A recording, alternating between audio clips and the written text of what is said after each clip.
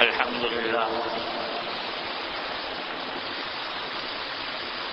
لله نحمده ونستعينه ونستغفره ونؤمن به ونتوكل عليه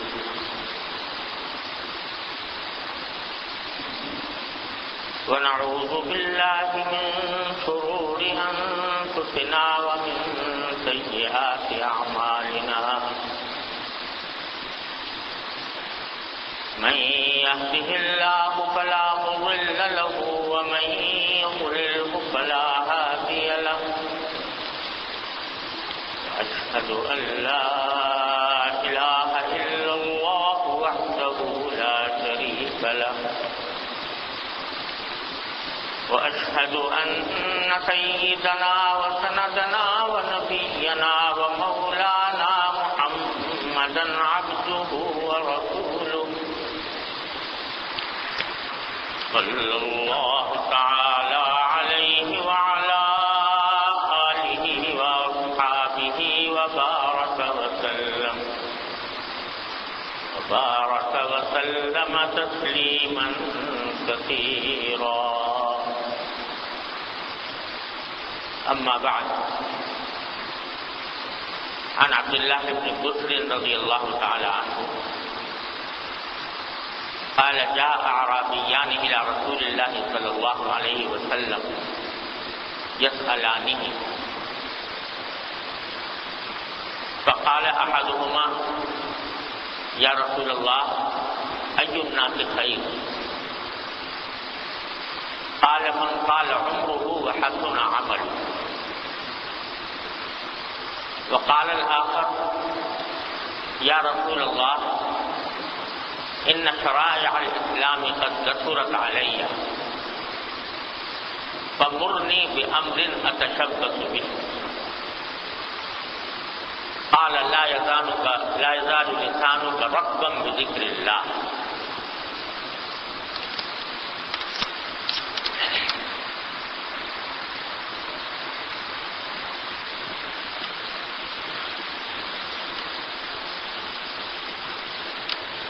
یہ حدیث ہے حضرت عبداللہ بن بسر رضی اللہ تعالیٰ عنہ، صحابی ہیں، وہ اس کو روایت کر رہے ہیں کہ رسول کریم سرور دو عالم صلی اللہ علیہ وسلم نے ارشاد فرمایا، بلکہ یہ روایت کر رہے ہیں کہ دو اعرابی یعنی دیہاتی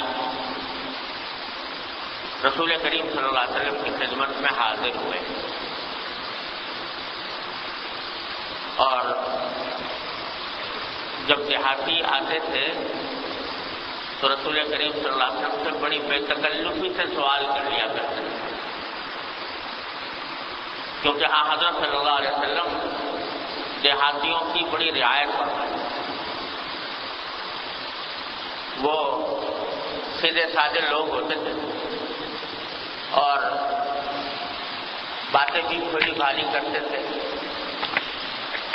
اور چونکہ تعلیم و تربیت اس درجے کی نہیں ہوتی تھی جیسے کہ شہروں میں رہنے والوں کی ہوتی ہے، اس لیے حضرت صلی اللہ علیہ وسلم ان کی سادگی اور بول پن کا لحاظ رکھتے ہیں. اور صحابہ کرام رضی اللہ تعالیٰ عنہ وہ تو سوال کرتے ہوئے ڈرتے تھے کہ کہیں کوئی بات ہم سے ادب کے خلاف نہ ہو جائے، اور اس بات سے بھی ڈرتے تھے کہ پتہ نہیں یہ سوال کرنا حضور اقدس صلی اللہ علیہ وسلم کو ناگوار نہ ہو، کیونکہ رسول کریم صلی اللہ علیہ وسلم نے کثرت سوال سے منع فرمایا تھا کہ بہت زیادہ سوال کرنا کوئی اچھی بات نہیں، جو کچھ معلوم ہے اس کے اوپر عمل کرو، اور سوالات بہت کثرت سے کرنا ایسی ایسی باتوں کا جس کا عمل سے کوئی تعلق نہیں ہے، اس کو آپ پسند نہیں فرماتے تھے، آپ نے اس سے منع فرمایا ہوا ہے. اس لیے صحابہ کرام حضور اقدس صلی اللہ علیہ وسلم کی مجلس میں جب حاضر ہوتے تو بس عام طور سے چپ کر کے بیٹھتے تھے، جو کچھ حضور فرما رہے ہیں اس کو سن لیں، اس کو یاد کر لیں، اس پر عمل کرنے کی کوشش کریں، سوالات زیادہ نہیں کرتے۔ لیکن دیہاتی لوگ جب آتے تھے تو ان کے اوپر کوئی پابندی نہیں تھی، وہ جیسا ان کے جی میں آیا سوال کر لیا، اور حضور اقدس صلی اللہ علیہ وسلم ان کے اوپر کوئی قدغن بھی نہیں لگاتے تھے۔ اس لیے صحابہ کرام فرماتے ہیں کہ ہم اس بات کا انتظار کیا کرتے تھے کہ کوئی سمجھدار دیہاتی آئے اور حضور اقدس صلی اللہ علیہ وسلم سے کوئی سوال کرے، وہ سوال کرے گا، آپ جواب دیں گے تو ہمارا بھی فائدہ ہو جائے گا۔ تو اس لیے بہت اس کو غنیمت سمجھتے تھے جب کبھی دیہاتی لوگ حضور اقدس صلی اللہ علیہ وسلم کی خدمت میں حاضر ہوتے۔ تو ایسے ہی ایک موقع پر دو اعرابی لوگ آئے رسول کریم صلی اللہ علیہ وسلم کی خدمت میں، اور ان میں سے ایک نے سوال یہ کیا کہ یا رسول اللہ ای الناس خیر، لوگوں میں سب سے اچھے لوگ کون ہیں، سب سے اچھا آدمی کون ہے؟ سارے لوگوں میں سب سے اچھا آدمی، سب سے اچھے لوگ کون ہیں؟ یعنی وہ کیا صفات ہیں جن کی وجہ سے یہ سمجھا جائے کہ یہ آدمی سب سے اچھا ہے؟ تو جواب میں رسول کریم صلی اللہ علیہ وسلم فرمایا من قال عمره وحسن عمله، سب سے اچھا آدمی، خوش نصیب آدمی وہ ہے جس کی عمر لمبی ہو اور عمل اچھے ہوں۔ عمر لمبی ہو اور عمل اچھے ہوں، وہ آدمی سب سے ایک سوال، ایک عربی نے یہ سوال کیا، دوسرے نے پوچھا کہ یا رسول اللہ ان شرائع الاسلام قد کثرت علیہ، یا رسول اللہ اسلام کے جو احکام ہیں اور اس کے جو اعمال ہیں وہ تو بہت سارے ہیں، مجھے بہت سارے لگتے ہیں کہ نماز پڑھو، روزہ رکھو، زکوٰۃ دو، صدقہ کرو، ذکر کرو، تسبیح پڑھو اور تلاوت کرو وغیرہ وغیرہ، تو بہت سارے نیک کام ہیں، لوگوں سے اچھی طرح پیش آؤ، لوگوں کا خیال رکھو وغیرہ وغیرہ، تو اسلام کے احکام تو بہت سارے ہیں۔ تو اب فمرنی بامر اتشبث به،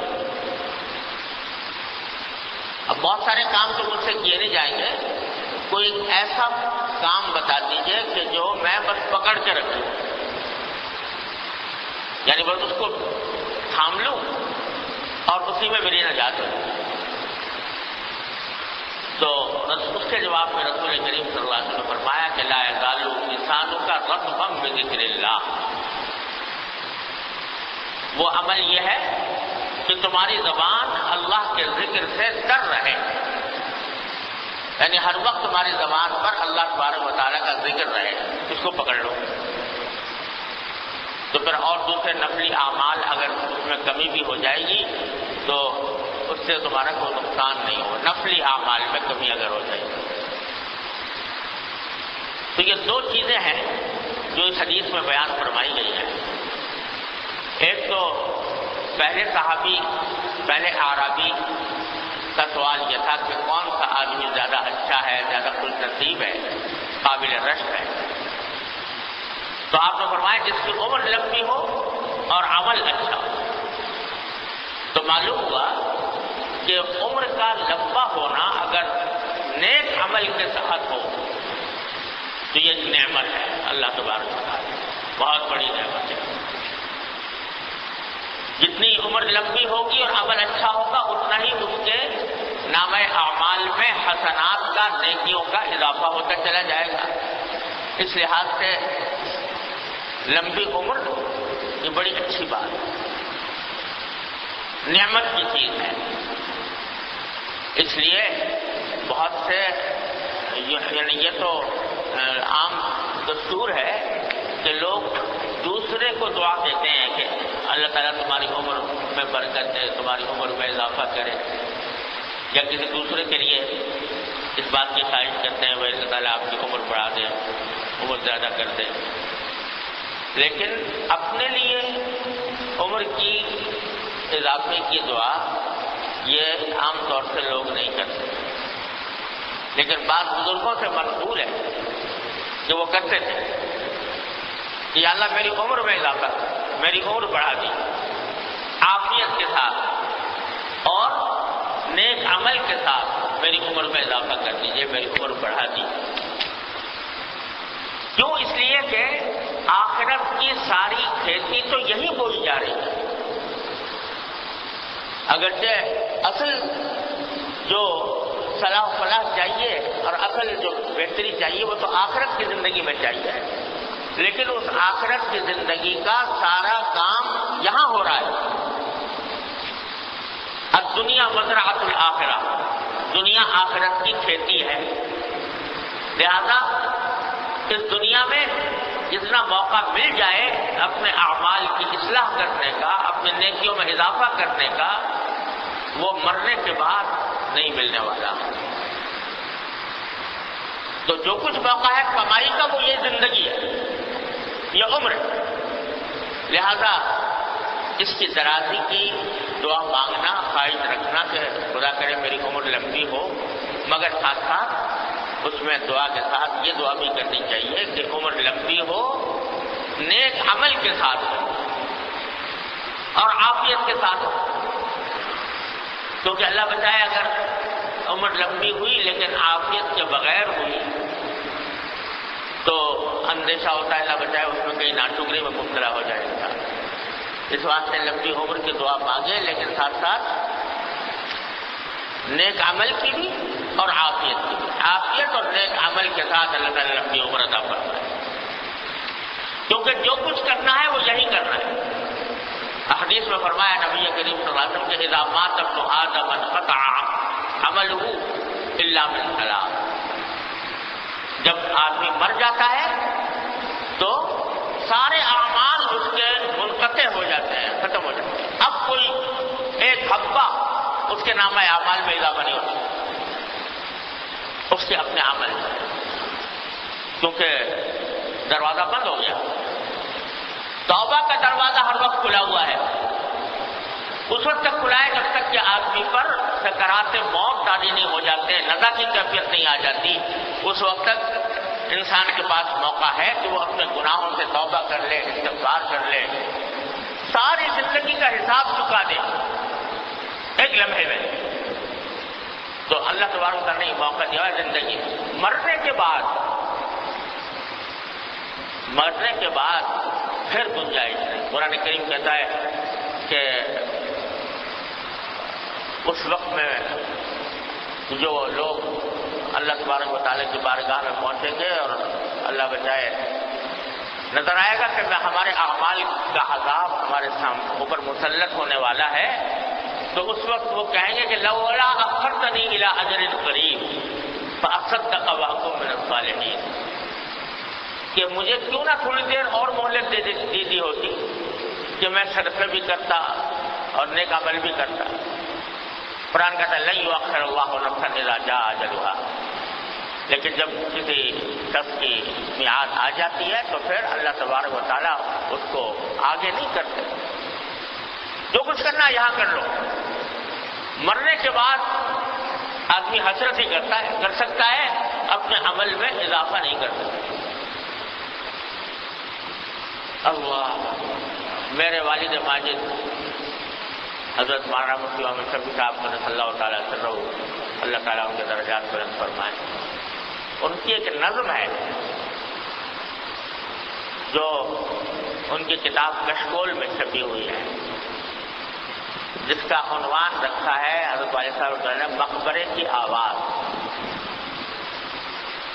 اور اسی میں یہ بھی لکھا ہوا ہے کہ میں نے یہ نظم حضرت علی کرم اللہ وجہہ کے ایک ارشاد کی بنیاد پر کہی ہے۔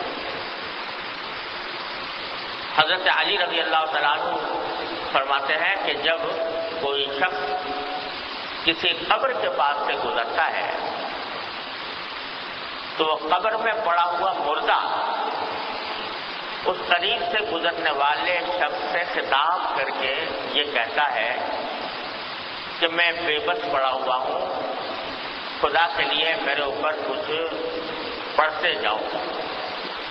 اور میرے عمل میں کچھ اضافہ کر جاؤ. حضرت علی فرماتے ہیں. تو حضرت والد صاحب نے اس حضرت علی کے ارشاد کو ایک نظم کی شکل میں منظوم کیا. نام اس کا رکھا مقبرے کی آواز. بڑی پڑھنے کی نظم ہے.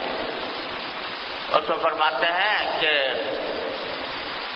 مقبرے میں اترنے والے سن، خیر ہم پر گزرنے والے سن. ہم بھی ایک دن زمین پہ چلتے تھے، باتوں باتوں میں ہم مچلتے تھے. ساری دنیا کی زندگی یاد کرتا ہے کہ ایک دن ہم بھی تیری طرح یہاں پر سے گزرا کرتے تھے، ہم بھی تیری طرح زمین پر چلا کرتے تھے، باتوں باتوں میں مچلا کرتے تھے. پھر لمبی نظم ہے کہ دنیا میں کس طرح رہتے تھے، کیا کیا ہوتا تھا. لیکن اب یہ حالت ہے کہ ہم اس بات کو ترستے ہیں کہ کوئی بندہ خدا آ جائے، کہ کوئی اللہ کا بندہ ہمارے پاس آ جائے اور ہم پر فاتحہ ہم پر پڑھتا جائے، ہم پر آ کر فاتحہ پڑھ جائے اور کوئی اصالہ ثواب کرے. ہم اب خود تو اپنے نامہ اعمال میں کوئی اضافہ کر نہیں سکتے کیونکہ عمل کی زندگی ختم ہو گئی. اب اگر کوئی چیز بڑھا سکتی ہے ہمارے نامہ اعمال میں تو وہ یہ ہے کہ کوئی اللہ کا بندہ ہمارے اوپر فاتحہ پڑھ دے، ہمیں اصالہ ثواب کر دے، کسی عمل کا ثواب ہم کو پہنچا دے. بس یہ راستہ رہ گیا ہے اور کوئی راستہ ہمارے پاس اب موجود نہیں. یہ حسرت کرتا ہے مردہ قبر میں پڑا. تو بھائی اس وقت قدر ہوتی ہے کہ 5 منٹ بھی اور مل جائیں باہر جانے کے، زندگی کے 5 منٹ بھی مل جائیں، 10 منٹ بھی مل جائیں تو کم از کم اپنے نامہ اعمال میں کچھ اضافہ کرنا. وہ عالم ایسا ہوگا آخرت کا عالم کہ ایک ایک نیکی کی بڑی قیمت ہوگی، ایک ایک نیکی کی بڑی قیمت ہوگی. ایک حدیث میں آتا ہے کہ ایک شخص ہوگا، اس کا جب حساب ہوگا تو نیکیوں کا بھی حساب کیا جائے گا اور بدیوں کا بھی حساب کیا جائے گا. تو بہت ساری نیکیاں کی ہیں، وہ پلے میں پڑی ہوئی ہیں، لیکن ایک نیکی کی کمی رہے. اگر ایک اور کر لیتا تو معاملہ برابر ہو جاتا یا نیکیوں کا پلہ بھر جاتا، اونچا چلا جاتا. اس سے کہا جائے گا کہ بھائی ایک نیکی کی کمی ہے، کہیں سے لے کے آؤ. اب وہ لوگوں سے در بدر پھرتا پڑے گا، لوگوں سے مانگتا کہ بھائی کوئی اللہ کا بندہ مجھے ایک نیکی دے دے. کوئی دینے کو تو تیار نہیں. قرآن کریم میں کہ وہ یوم یفر المرء من اخیہ و امہ و ابیہ و صاحبتہ و بنیہ. اس دن تو آدمی اپنے بھائی سے بھاگے گا، باپ سے بھاگے گا، بیوی سے بھاگے گا، بچوں سے بھاگے گا. اور لکل امرئ منہم یومئذ شأن یغنیہ. ہر انسان کو اپنی اپنی پڑی ہوگی اور وہ ایسی حالت میں ہوگا کہ دوسروں کی طرف دھیان بھی نہیں کر سکے گا. تو اب کسی سے جا کے مانگے بھائی وہ کہ میں خود ابھی مبتلا ہوں، اپنی مجھ پر پڑی ہوئی ہے، یہ اگر ایک نیکی دے دوں کیا پتا میری نیکی میں مجھے ایک نیکی کی کمی رہ جائے. کوئی دینے کو تیار نہیں ہوگا. یہاں تک کہ ایک شخص کے پاس پہنچے گا کہ بھائی ایک نیکی میری کمی رہ گئی ہے، دے دو. تو وہ کچھ سوچے گا، سوچ کے کہے گا کہ بات یہ ہے کہ میرا تو اعمال نامہ سارا سیاہ ہی سیاہ ہے، گناہ ہی گناہ ہے. میرے پاس ایک نیکی ہے بس ساری زندگی. اب میں سوچتا ہوں کہ یہ ایک نیکی لے کے اگر جاؤں گا بھی تو یہ نیکی دوسرے پلے کے اوپر کیسے بھاری ہو سکے گی. مجھے تو جانا ہی ہے عذاب میں، اللہ بچائے. تو چلو تم لے لو، مجھے تو جانا ہی ہے، تمہارا کام بن جائے گا، تم لے لو. وہ دے دے گا. جب وہ دے دے گا تو اللہ تبارک و تعالیٰ اپنے فضل و کرم سے ایسا کرم فرمائیں گے کہ یہ تو گیا ہی جنت میں، جس نے وہ نیکی دی تھی اللہ تعالیٰ کہیں گے تجھے بھی معاف کر دیں. غرض یہ کہ وہاں تو ایک ایک عمل، ایک ایک نیکی کی بڑی قیمت ہوگی، ایک ایک لمحے کی قیمت ہوگی. اس واسطے مرنے والے کو تو یہ خیال ہوگا کہ 5 منٹ بھی اور مل جاتے تو کم از کم ایک تسبیح پڑھ لیتا تو اس کے اندر میرے عمل میں اضافہ ہو جاتا. تو اس واسطے جو کچھ عمل کرنا یہاں کرنا ہے. اللہ ایک حدیث میں فرمایا کہ اس وقت تو تمہارا حال یہ ہے کہ عمل کا میدان کھلا پڑا ہے اور حساب و کتاب ہے نہیں اس وقت، اور نہ عذاب ثواب کا سوال ہے. ایک وقت ایسا آ جائے گا کہ حساب و کتاب ہی ہوگا، عمل نہیں ہوگا. اس واسطے قدر پہچانو اس وقت کی جو اللہ تبارک و تعالیٰ نے عطا فرمایا. تو اس لیے عمر کی بڑی قیمت ہے اور اس کی بڑی قدر پہچاننے کی ضرورت ہے. اس واسطے بزرگوں اور بعض بزرگوں سے منقول ہے کہ وہ اپنی عمر کی لمبی ہونے کی بھی دعا کیا کرتے تھے، حسن عمل کے ساتھ اور عافیت کے ساتھ. لیکن بھائی یہ لمبی عمر اس وقت فائدہ مند ہے جبکہ آدمی اس کی قدر پہچانے. قدر پہچانے. ایک ایک لمحہ میرا قیمتی ہے، ایک ایک لمحہ میرا قیمتی ہے اور اس کو مجھے کسی صحیح مصرف میں لگانا ہے، تب تو ہے یہ لمبی عمر کارآمد. اور اللہ بچائے اگر عادت پڑ گئی ہے وقت ضائع کرنے، فضول کاموں میں، ناجائز کاموں میں عمر برباد کرنے کی، تو پھر یہ لمبی عمر تو اللہ بچائے پھر جتنا بھی عمر لمبی ہوگی اتنا ہی گناہ میں اضافہ ہوگا. اس واسطے فرمایا کہ لمبی عمر ہو مگر نیک عمل ہو، اچھا عمل ہو، تب ہے فائدہ مند. سبق جو ہمیں مل رہا ہے اس حدیث سے وہ یہ کہ لمبی عمر کو جب نعمت قرار دیا تو ہمیں یہ سمجھنا چاہیے کہ ہماری زندگی کا ایک ایک لمحہ بڑا انعام ہے اللہ تبارک و تعالیٰ، جو بعد میں ملنے والا نہیں. ایک مرتبہ ہاتھ سے نکل گیا تو نکل گیا. اور ہماری حالت یہ ہے، ذرا ہم سب اپنا جائزہ لے کر دیکھیں، گریبان میں منہ ڈال کے دیکھیں کس طرح وقت گزار رہے ہیں. کبھی کبھی یہ جائزہ لینا چاہیے کہ بھائی 24 گھنٹے ہمیں ملے ہیں، جو ہر روز اللہ تبارک و تعالیٰ نے 24 گھنٹے عطا فرمائے. 24 گھنٹے کوئی معمولی بات نہیں، اور ان میں سے ایک ایک منٹ ایسا ہے کہ اگر آدمی چاہے تو ایک لمحے میں، ایک منٹ میں جہنم کے 7ویں طبقے سے نکل کر جنت الفردوس میں پہنچ جائے. ایک منٹ میں، دیر کی بات نہیں، ایک منٹ میں. فرض کرو کہ ایک شخص گناہوں میں مبتلا ہے، صبح سے لے کے شام تک گناہ ہی گناہ کرتا رہتا ہے، الیاذ باللہ، 70 سال گناہ میں گزارے، اور پھر ایک منٹ میں اللہ تبارک و تعالیٰ کے حضور سچے دل سے اللہ تبارک و تعالیٰ کے حضور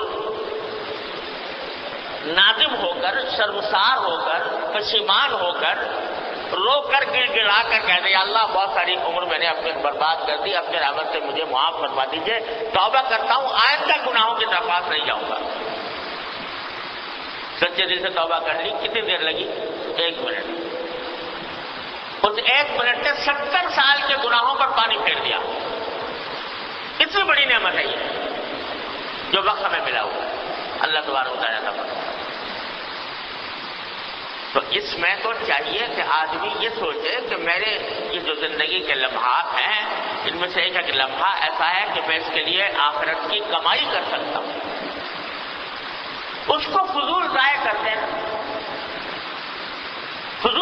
دینا بے مقصد ایسے کاموں میں، یعنی گناہ تو ہے ہی گناہ، لیکن فضول، بے مقصد، بے فائدہ مشغولیات میں ضائع کر دینا یہ بھی کچھ گناہ سے کم نہیں ہے. یہ ایسا ہے جیسے کہ آدمی جو ہے وہ سونے سونے کے ڈلوں سے استنجا کرنے لگے.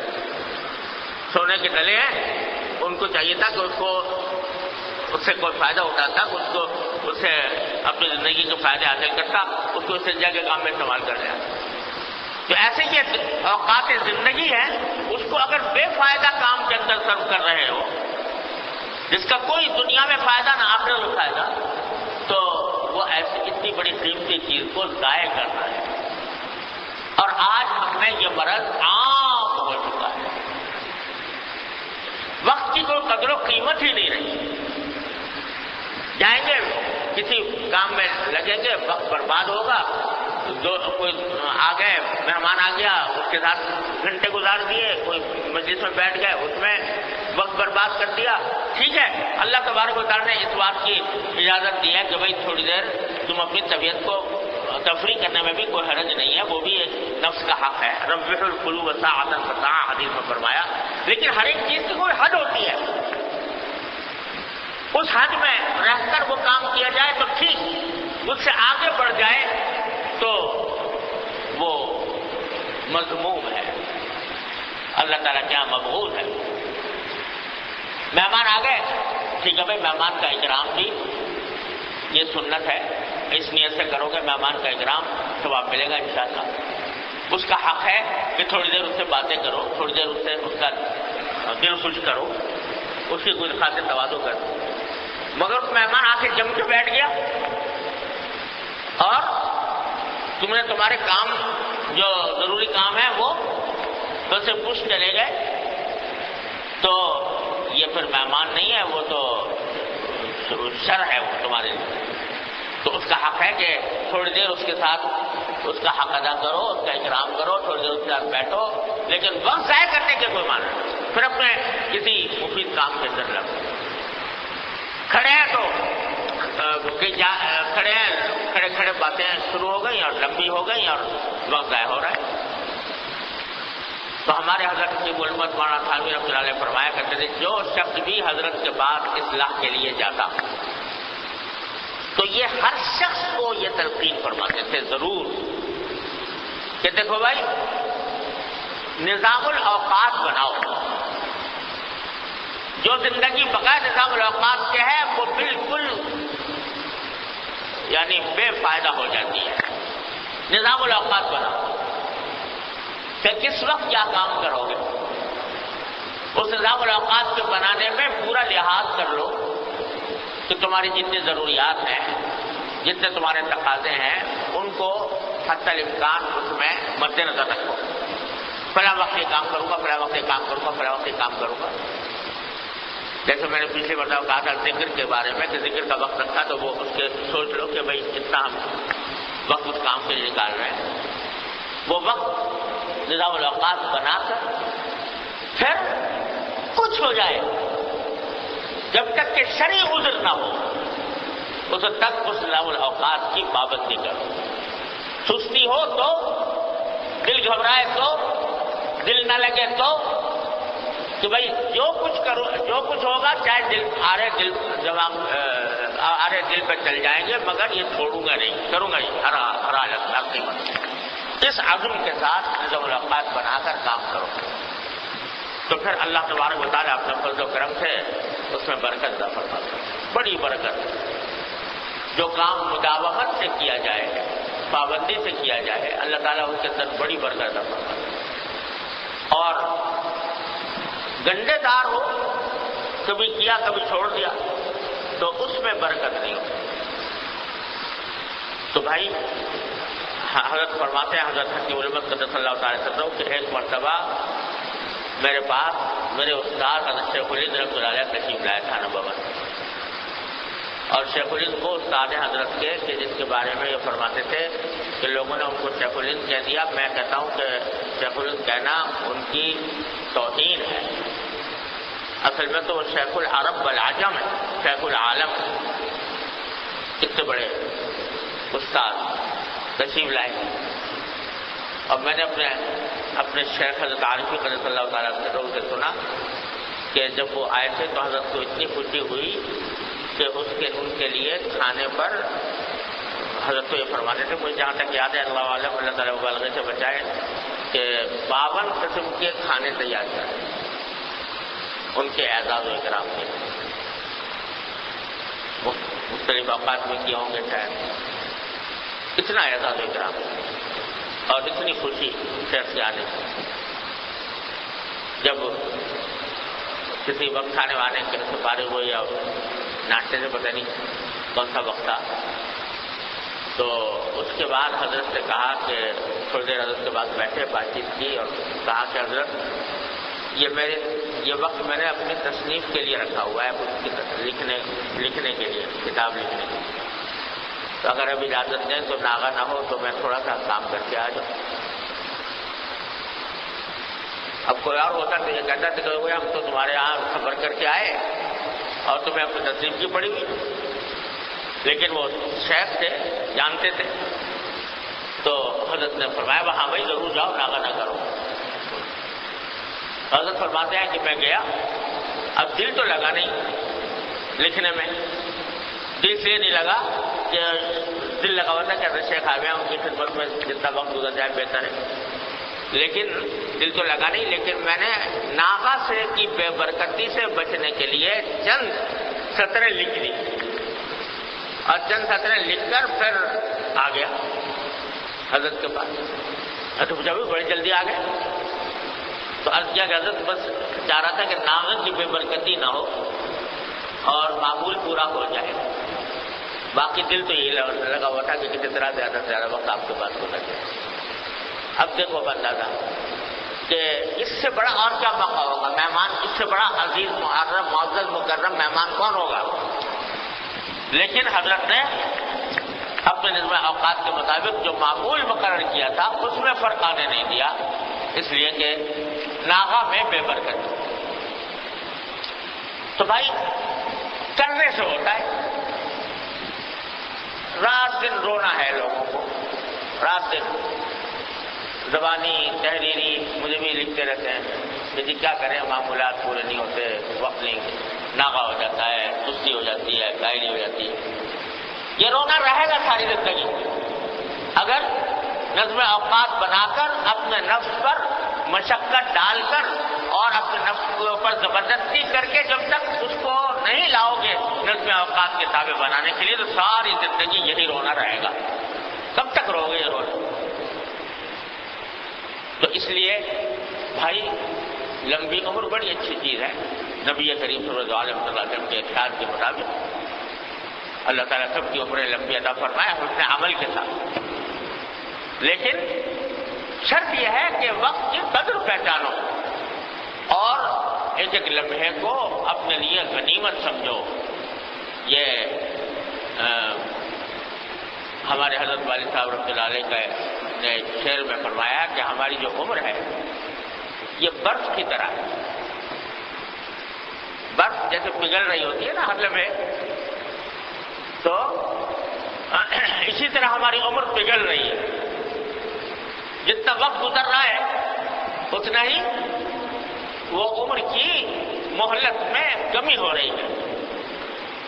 لوگ تو جب سال گزرتا ہے کسی کی پیدائش پر سالگرہ مناتے ہیں، بڑی خوشی مناتے ہیں، آج سالگرہ ہے، اتنے سال ہو گئے، اتنے سال کے ہو گئے۔ تو اکبر مرحوم نے تو بڑی خوبصورت بات کہی ہے کہ لوگ تو خوشی مناتے ہیں، ارے یہ خوشی منانے کا موقع نہیں، تو غم کا موقع ہے کہ تمہاری عمر سے 1 سال اور کم ہو گیا۔ کہتا ہے جب سالگرہ ہوئی تو عقدہ یہ کھلا۔ اب یہ شاعری کی بھی اس میں لطافت ہے کہ گرہ بھی سالگرہ کہتے ہیں نا، اور عقدہ بھی گرہ کو کہتے ہیں۔ جب سالگرہ ہوئی تو عقدہ یہ کھلا، یا اور گرہ سے 1 برس جاتا ہے، گرہ سے 1 برس اور چلا گیا، جتنی مہلت ملی تھی اس سے 1 سال اور کم ہو گیا۔ اور میرے والد ماجد رحمۃ اللہ علیہ اللہ تعالیٰ ان کے درجات بلند فرمائے، جب کوئی کچھ وقفہ آتا تھا چند سالوں کا تو عام طور سے شیر کہتے تھے، اس کا نام رکھتے تھے مرثیہ عمر رفتہ، مرثیہ عمر رفتہ، یعنی جو عمر گزر گئی اس کا مرثیہ۔ تو کئی مرثیے وہ کشکول میں چھپے ہوئے ہیں۔ سب سے پہلے مجھے یاد پڑتا ہے کہ 30 سال کی عمر میں لکھا، اور 30 سال کی عمر میں یہ مرثیہ لکھا تھا کہ میں آج میری عمر 30 سال ہو گئی اور 30 سال میں نے لکھا تھا میں نے غفلت میں گزار دیے، تو اس کے اوپر اس کا مرثیہ لکھ رہا ہوں۔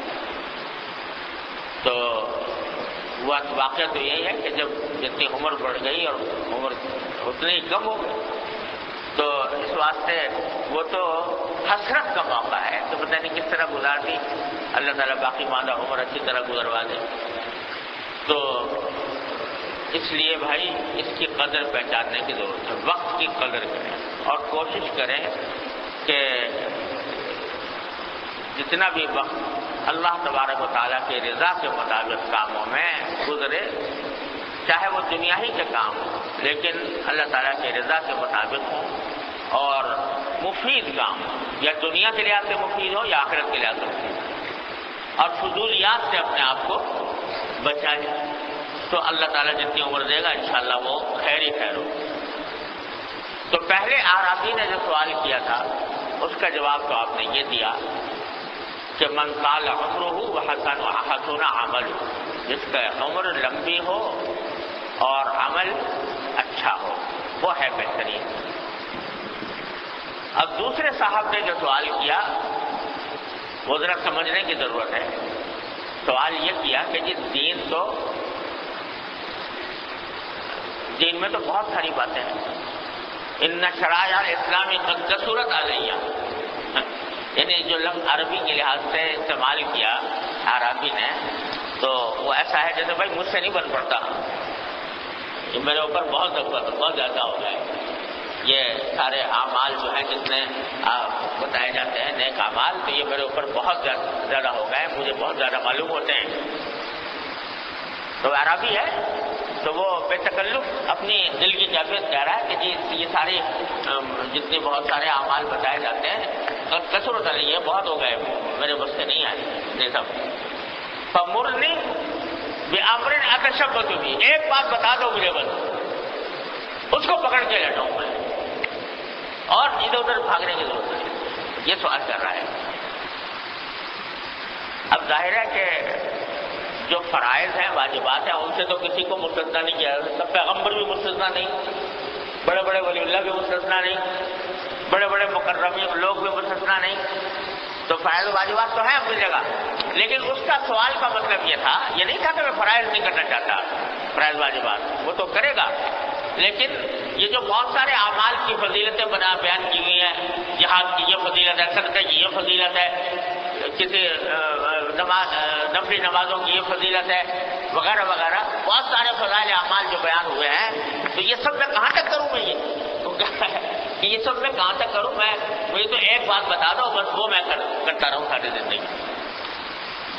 تو ایسی سوال کبھی سرکار دو عالم میں کوئی برا نہیں منایا کہ بھائی تو یہ کیا کہہ رہا ہے کہ سارے مجھ سے نہیں ہوتے، وہ ایک ہی چاہتا ہے، لیکن آپ نے اس کے اس سوال کے اوپر نہ کوئی برا منایا، نہ یہ کہا کہ تم نے سوال غلط کیا، بتا دی ایسی بات، کیونکہ آپ جانتے تھے کہ یہ سوال فرائض و واجبات سے متعلق نہیں کر رہا بلکہ نفلی اعمال کے بارے میں کر رہا ہے، تو اس لیے آپ نے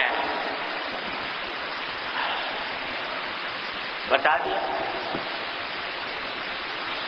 کیا دیا کہ تیری زبان اللہ کے ذکر سے تر ہے، چل تو آسان بات چاہتا ہے کہ ایک ہی عمل چاہتا ہے تو بس یہ کہ تیری زبان اللہ کے ذکر سے تر رہے، بس ہر وقت تیری زبان پر اللہ کا ذکر رہے، یہ کر لے تو پھر بہت سارے نفلی اعمال کرنے کی ضرورت نہیں ہوگی، بس یہی کافی ہو جائے گا، یہ فرمایا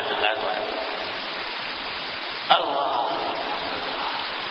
یہ بالکل ایسا ہی سوال ہے جو اعرابی نے کیا تھا کہ ہمارے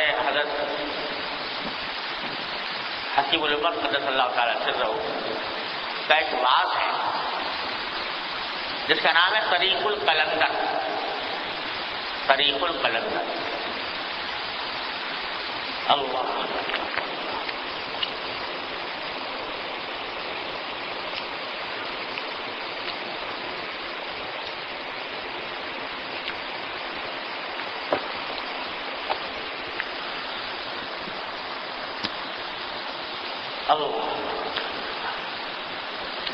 یہ حضرت ایک بزرگ گزرے ہیں جن کا نام ہے ابو علی شاہ قلندر رحمۃ اللہ.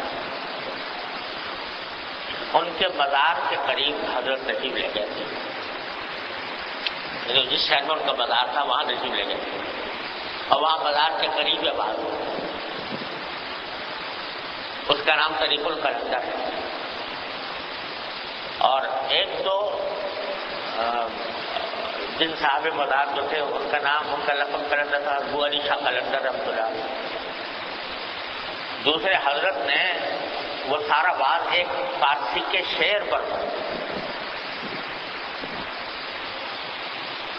پتہ نہیں کس کا شعر ہے، دل جلے گا، کہ فارسی کا شعر ہے کہ سنما رہے قلندر سزدر بمن کمائی کہ دراز دور دیدم دیدم رہو رت میں پاس آئی. جو فارسی کا شعر ہے کسی کا، وہ اپنے شیخ سے کہہ رہا ہے، شیخ سے یہ کہہ رہا ہے کہ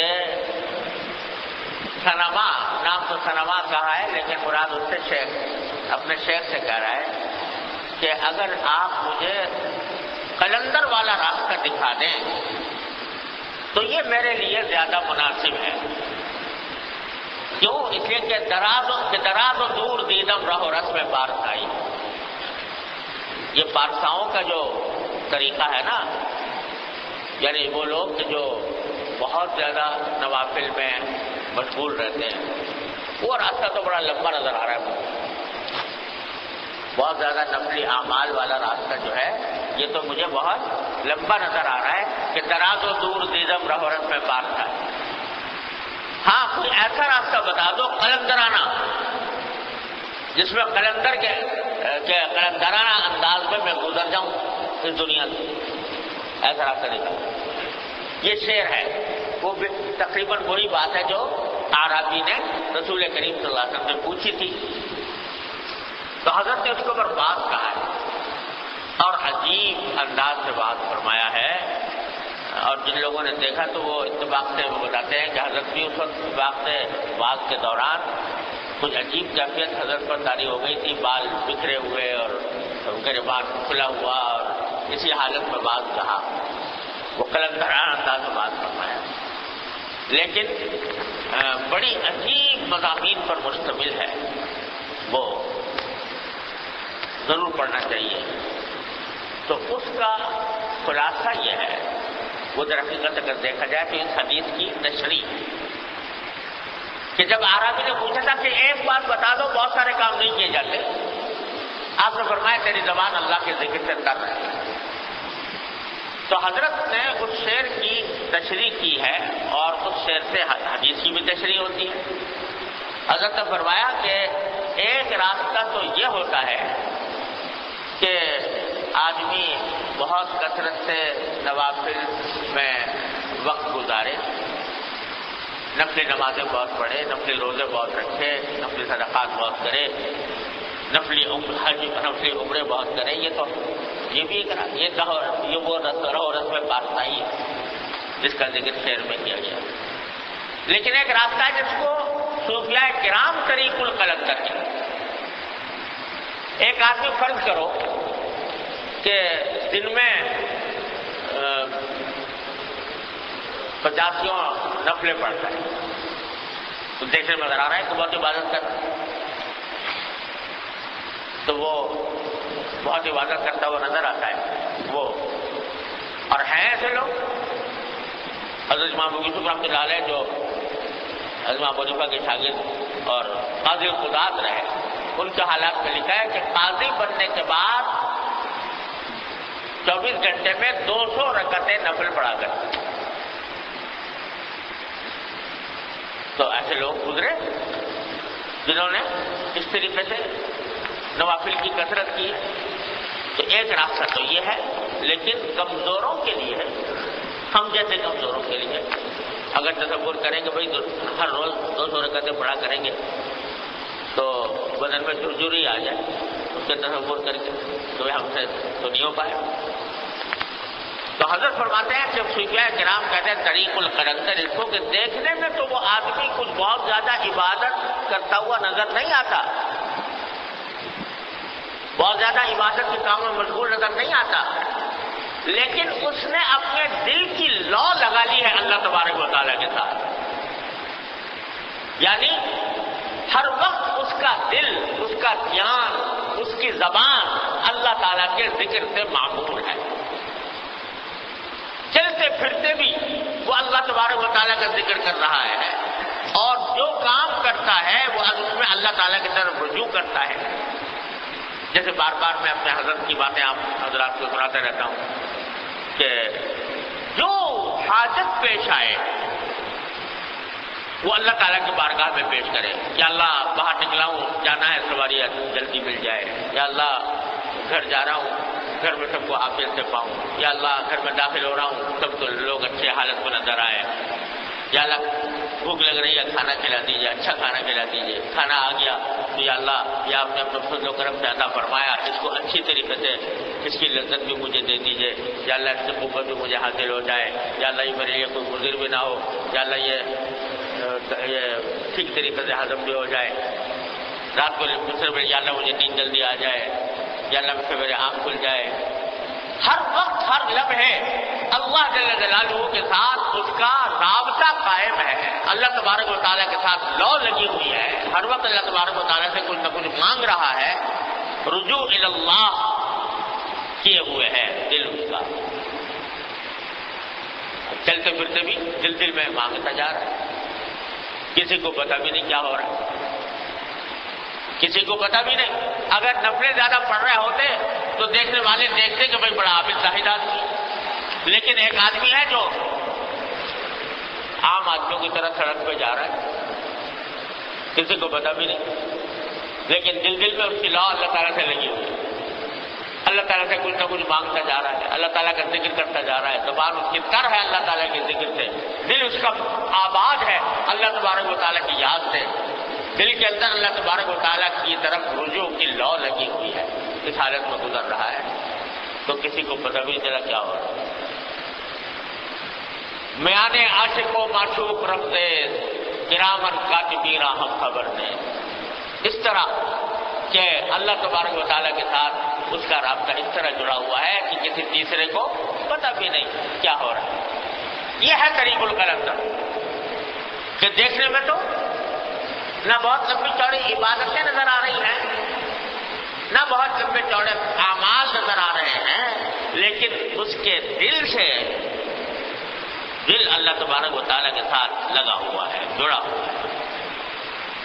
اسی کو کہتے ہیں انابت اللہ، اللہ تبارک و تعالیٰ کی طرف رجوع ہونا. تو یہ حضرت فرمایا طریق القلندر ان یکون لسانک رطبا بذکر اللہ. زبان اللہ تعالیٰ کے ذکر سے تر رہے انسان، تو پھر اللہ تبارک و تعالیٰ اپنے فضل و کرم سے اس کو دوسرے بہت سے نفلی اعمال سے بے نیاز کر دیتے ہیں. بے نیاز کا مطلب یہ کہ اس کو ضرورت نہیں رہتی، اور اللہ تعالیٰ اس کے درجات اسی حالت میں بلند کرتے چلے جاتے ہیں. اور ہمارے حضرت نے اس میں فرمایا اسی بات کہ اور اعمال کے اندر تو کچھ ریاکاری کا بھی شائبہ پیدا ہو جاتا ہے. جب دکھاوے کا خیال آ گیا، تعریف کا خیال آ گیا، وغیرہ وغیرہ. لیکن یہ چپکے چپکے جو اللہ تبارک و تعالیٰ سے باتیں ہو رہی ہیں، یہ چپکے چپکے جو اللہ تبارک و تعالیٰ سے راہ و رسم قائم ہے، اس میں انشاءاللہ ریاکاری کا بھی کوئی احتمال ہے. تو ہمارے حضرت والا حضرت عارف کی قدس اللہ تعالیٰ سے تو فرمایا کرتے تھے ارے میاں کہاں کرو گے لمبے چوڑے مجاہدے اور ریاضتیں، جیسے پرانے لوگوں کی مشہور ہے، کہاں کرو گے؟ اگر وہ بتائی جائے آج سب بھاگ کھڑے ہو. لیکن ایسی بات بتا گئے مجدد تھے تصوف کے اس دور میں، تو فرمایا کہ یہ عادت ڈال لو، ہر اچھی بات پر شکر ادا کرنے کی عادت ڈالو، کوئی بات ناگوار ہو تو اللہ تعالیٰ کے حضور انا للہ و انا الیہ راجعون کہہ کر اس کے پر صبر کرنے کی عادت ڈالو، پچھلی زندگی کا خیال آئے تو استغفار کرنے کی عادت ڈالو، آئندہ زندگی کے اندر اس کے بارے میں کوئی اندیشے پیدا ہوں تو استعاذے کی، اللہ تعالیٰ کی پناہ مانگنے کی عادت ڈالو اور دعائیں کرنے کی عادت ڈالو۔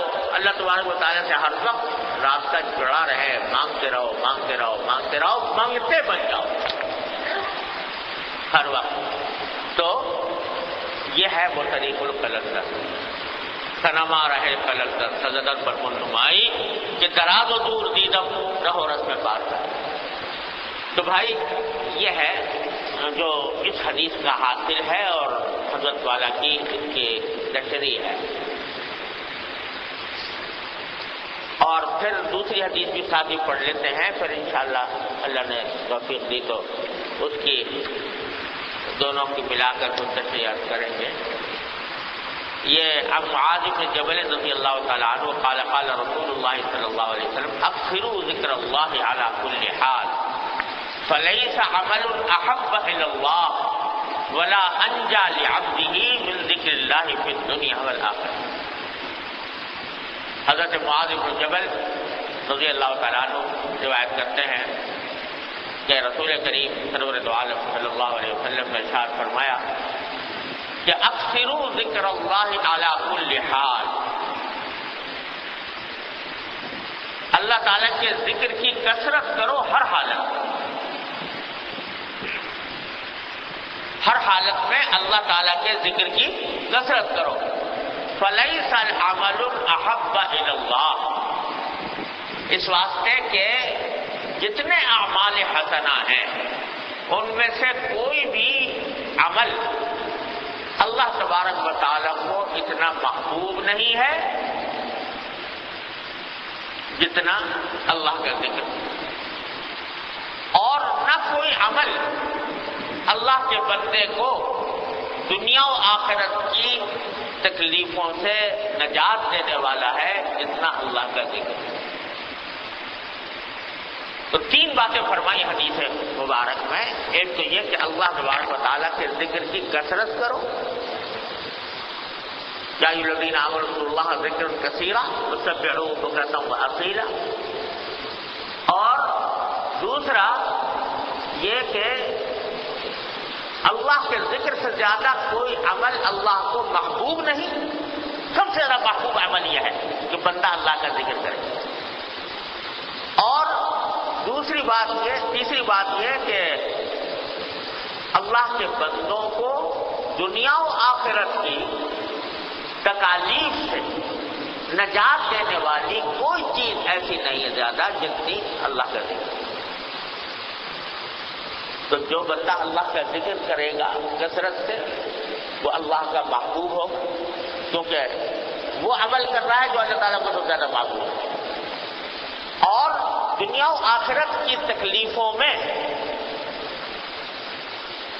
دنیا و آخرت کی تکلیفوں سے نجات پانے کا کوئی اتنا مؤثر ذریعہ نہیں ہے جتنا کہ اللہ تعالیٰ کے ذکر کی کثرت۔ جو آدمی اللہ تعالیٰ کے ذکر کی کثرت کرے گا تو دنیا کی تکلیفوں سے بھی انشاءاللہ راحت پائے گا، اور انشاءاللہ آخرت کی تکلیفوں سے بھی نجات اس کو ملے گی۔ لیکن ذکر کرے اللہ کے لیے، دنیا کی تکلیفوں سے نجات پانے کی نیت سے نہ کرے،